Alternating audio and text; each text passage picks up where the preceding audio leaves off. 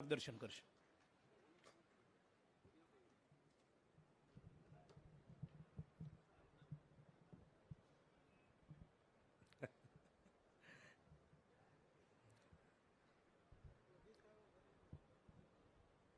મારા આશીર્વચન આપવાના છે.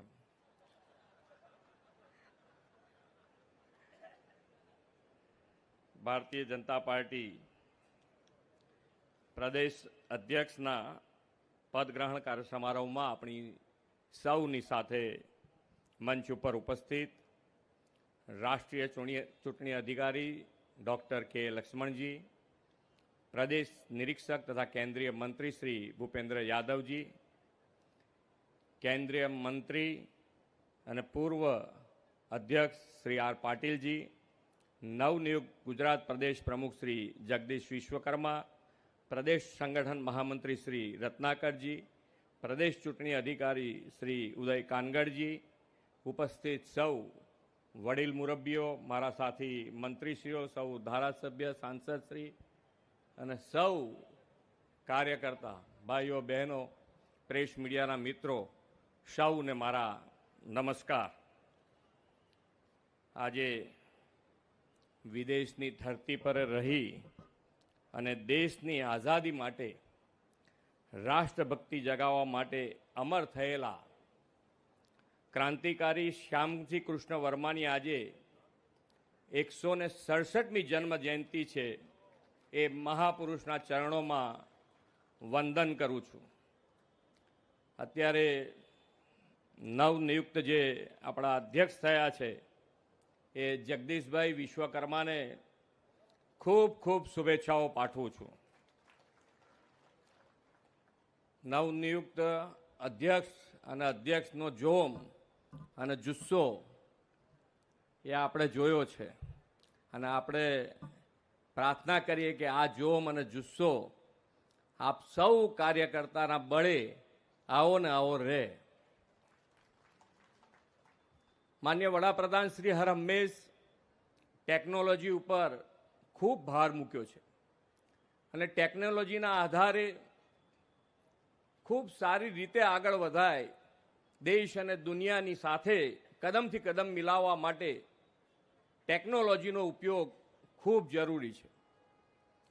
માન્ય અધ્યક્ષ શ્રી સી આર પાટીલજીએ આપણી પાર્ટી ભારતીય જનતા પાર્ટી પણ ટેકનોલોજીનો ઉપયોગ અત્યારે ખૂબ સારી રીતે કરી રહી છે અને આ ટેકનોલોજીનો ઉપયોગ હું એટલા માટે કહી શકું કે માન્ય જગદીશભાઈ પણ ટેકનોસેવી છે અને એનો વધુ ને વધુ હજુ પણ ઉપયોગ કરીને આપણે સારા મુકામ સુધી પહોંચી શકાય એના માટે એનો ઉપયોગ થવાનો છે.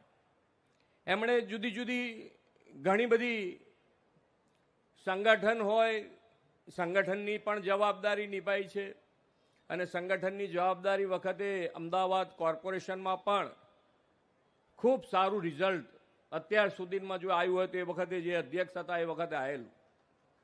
એટલે સંગઠનનું કામ હોય કે અત્યારે મંત્રી તરીકે પણ એમની જવાબદારી જે છે એ ખૂબ સારી નિષ્ઠાથી એ નિભાવી રહ્યા છે.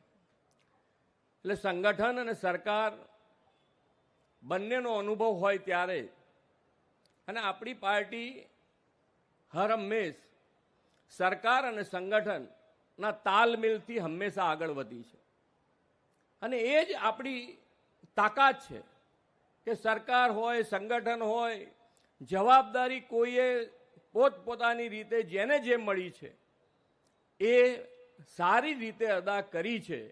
અને એટલે જ માન્ય વડાપ્રધાન શ્રી નરેન્દ્રભાઈ મોદી, આપણા ગૃહમંત્રી શ્રી અમિતભાઈ શાહ, નડ્ડાજી, આપણા સી આર પાટીલજી કે આપણા બધા જ જેને જેણે પદ નિભાવ્યું હોય એ બધા જે રીતે પદ નિભાવ્યું છે એટલે જ આજે ભારતીય જનતા પાર્ટી એ વટવૃક્ષ બન્યું છે.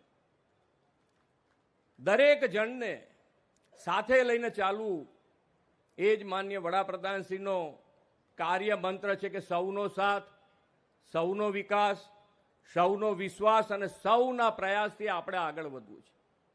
અત્યારે જે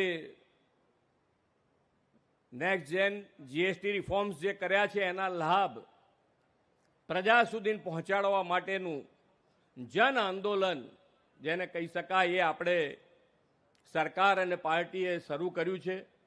એની અંદર પણ લીડ લઈ હવે અત્યાર સુધી સી.આર. પાટીલજીએ એ આગળ ધપાયું છે. હવે માનનીય અધ્યક્ષ શ્રી જગદીશભાઈ એ આગળ વધારશે. આપણે સૌએ જો વિકસિત ભારત અને વિકસિત ભારત માટે વિકસિત ગુજરાત અને વિકસિત ગુજરાત માટે આત્મનિર્ભર સ્વદેશી ઉપર જો ભાર મૂકીને આપણે બધા આગળ વધીશું તો મને લાગે છે ત્યાં સુધી આપણે જે માનનીય વડાપ્રધાનશ્રીનો સંકલ્પ છે વિકસિત ભારતનો એ વિકસિત ભારત માટે વિકસિત ગુજરાત સાથે મળીને બનાવીશું.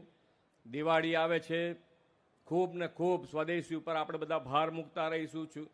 છેવાડાના માનવી સુધીના આ જે જીએસટીના લાભ છે એ પહોંચાડ્યા છે, એ પહોંચાડેલો લાભ સૌ લઈ શકે અને એના માટેનું આપણે આંદોલન જે શરૂ કર્યું છે જન આંદોલન એ છેવાડાના માનવી સુધી પહોંચાડીશું.